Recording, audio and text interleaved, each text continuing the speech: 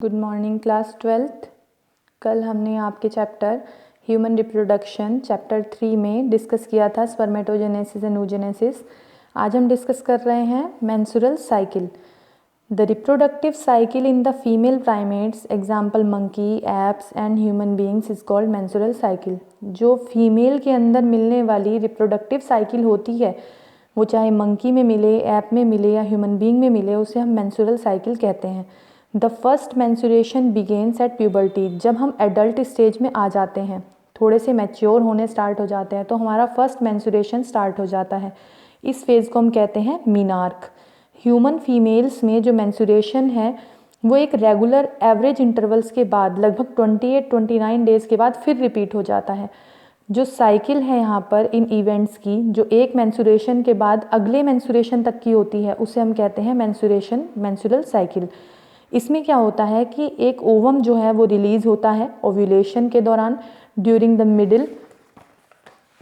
जो हमारे पास यहाँ पर मिडिल आएगा, हर एक मेंस्ट्रुअल साइकिल के मिड में एक जो ओवम है वो रिलीज होगा। जो मेजर इवेंट है उसे हम यहाँ डिस्कस करेंगे, अभी मैं आपको इससे समझाऊंगी। जो साइकिल है वो मेंस्ट्रुअल फेज़ के साथ स्टार्ट हो जाती है, जिसमें क्या होता है, जब मेंस्ट्रुअल फ्लो होना स्टार्ट होता है तो ये क्या होता है, ये 3 से 5 डेज़ तक रहता है, यानी जो ब्लीडिंग है वो 3 to 5 डेज़ रहती है। जो मेंस्ट्रुअल फ्लो है उसका रिजल्ट क्यों होता है, वो इसलिए होता है कि हमारे यूट्रस की जो एंडोमेट्रियल लिनिंग है, एंडोमेट्रियल वॉल है, वो फट जाती है और उसके साथ साथ ब्लड वेसल्स भी फटती हैं, जिनसे लिक्विड रिलीज़ होता है और वो वेजाइना के थ्रू मेंस्ट्रुएशन में रिलीज़ हो जाता है।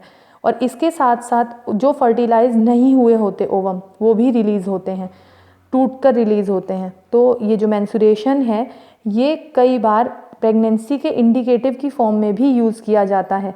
मतलब अगर किसी को सपोज़ कभी ज़्यादा स्ट्रेस हो गया या उसकी हेल्थ ठीक नहीं है, तो इस कारण भी कई बार ये साइकिल रुक जाती है। किसी को 1 मंथ नहीं होते, किसी को 2 मंथ्स नहीं होते, इसका मतलब ये नहीं है कि वो प्रेग्नेंट ही हैं। स्ट्रेस या पुअर हेल्थ की वजह से भी ये जो आपकी मेंस्ट्रुएशन साइकिल होती है वो डिस्टर्ब हो जाती है। मेंस्ट्रुअल फेज़ जो है वो फॉलिकुलर फेज़ के थ्रू फॉलो की जाती है। इस फेज़ में जो प्राइमरी फॉलिकल्स होते हैं ओवरी में, वो ग्रो करने स्टार्ट करते हैं और फिर उसके बाद एक फुली मैच्योर ग्राफियन फॉलिकल्स बना लेते हैं। फिर इसके साथ साथ जो यूट्रस की एंडोमेट्रियम है वो रीजनरेट करती है प्रोलिफरेशन के थ्रू, क्योंकि यहाँ सेल जनरेट कर रही है।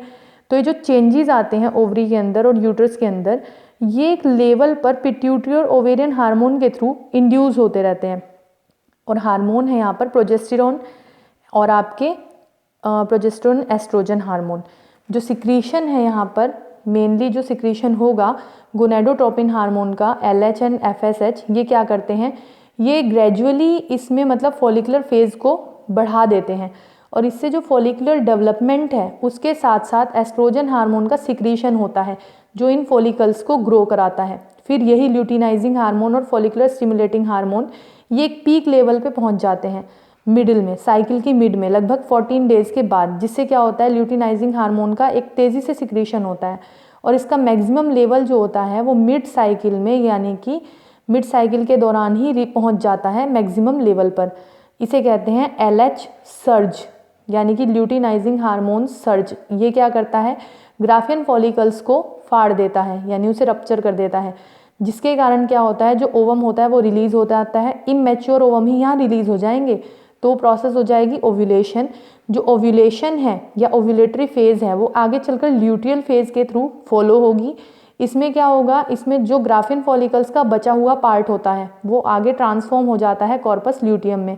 अब ये जो कॉर्पस ल्यूटियम है ये क्या करता है, ज़्यादा अमाउंट में प्रोजेस्टेरोन को सिक्रीट करता है, जो किस लिए ज़रूरी है, एंडोमेट्रियम के मेंटेनेंस के लिए बहुत ज़रूरी है। और यही एंडोमेट्रियम जो होती है ये एक फर्टिलाइज्ड ओवम को इम्प्लांट करने में भी ज़रूरी होती है। मतलब जब जाइगोट से फर्स्टली मोरूला स्टेज आती है और बच्चा जो होता है वो एक नाल के थ्रू अपनी मदर से जुड़ता है, जिसे हम अप्रा भी कहते हैं, उसके थ्रू जब वो जुड़ता है, प्लेसेंटा के थ्रू जुड़ता है, तो उसमें जो ये इम्प्लांटेशन हो रहा है उसमें भी इसी हार्मोन का रोल होता है, प्रोजेस्टेरोन का, और प्रेगनेंसी के अदर इवेंट्स में भी अपना रोल प्ले करता है। प्रेगनेंसी के दौरान जो मेंस्ट्रुअल साइकिल होती है वो रुक जाती है, किसी भी तरह का मेंस्ट्रुएशन नहीं होता। तो जो फर्टिलाइजेशन की अब्सेंस है उसमें कॉर्पस ल्यूटियम डीजनरेट कर जाती है और इसके कारण ही एंडोमेट्रियम का भी डिसइंटीग्रेशन होता है, जिससे मेंस्ट्रुएशन स्टार्ट हो जाता है और एक नई साइकिल बनती है। ह्यूमन बीइंग्स में जो मेंस्ट्रुअल साइकिल है वो लगभग 50 ईयर्स की एज पर जाकर रुक जाती है, ऑटोमेटिकली ही स्टॉप हो जाएगी। तो इसको हम कहेंगे मीनोपॉज। साइक्लिक मेंस्ट्रुएशन एक इंडिकेटर है नॉर्मल रिप्रोडक्टिव फेज का। अगर किसी को मेंसेस यानी कि मेंस्ट्रुअल साइकिल नहीं हो रही है, उसकी मतलब कंटिन्यूसली बर्थ से ही नहीं हो रही है, उसके बाद से स्टार्ट ही नहीं हुई उसकी प्यूबर्टी में आने पर, तो यानी उसके हार्मोन्स में कुछ प्रॉब्लम हो सकती है। ये कई तरह की मतलब डिसीज़ से भी रिलेटेड है। और अगर ये मान लीजिए सही चल रही है तो ये मीनार के बाद एक्सटेंड करती करती मीनोपॉज के बीच में रुक जाती है। अब देखिए इसको हम थोड़ा सा डायग्राम से समझेंगे। जो मेंस्ट्रुएशन है वो कैसे स्टार्ट हो रहा है। फर्स्टली हमारे पास जो पीक लेवल आता है हार्मोन्स का वो कैसे होगा। ये डेवलपिंग फॉलिकल्स हैं जैसे कि हम समझ रहे हैं इसमें। यहाँ पर जो यूट्राइन इवेंट्स हैं हम उसको डिस्कस करेंगे। ये ओवेरियन हार्मोन्स का लेवल है। इसमें क्या होता है, अगर नॉर्मल मेंसेस स्टार्ट हो रहा है तो ये एंडोमेट्रियम की वॉल है जो क्या करेगी, धीरे धीरे आगे चलकर ग्रोथ करती हुई रप्चर होगी। यहाँ तक अभी मेंस्ट्रुएशन स्टार्ट है यानी मेंसेस हुआ है, तो यहाँ प्रोजेस्टेरोन का लेवल कम हो जाएगा, एस्ट्रोजन का बढ़ जाएगा, जिससे जो फॉलिकल्स होंगे वो डेवलप हो रहे होंगे और वो मैच्योर फॉलिकल्स बना लेंगे। अब ओव्यूलेशन हुआ, फॉलिकल रिलीज हुआ, ऊपर से यहाँ पर जो आपका फॉलिकुलर स्टिमुलेटिंग हार्मोन है वो कम हो गया और ल्यूटिनाइजिंग हार्मोन बढ़ गया।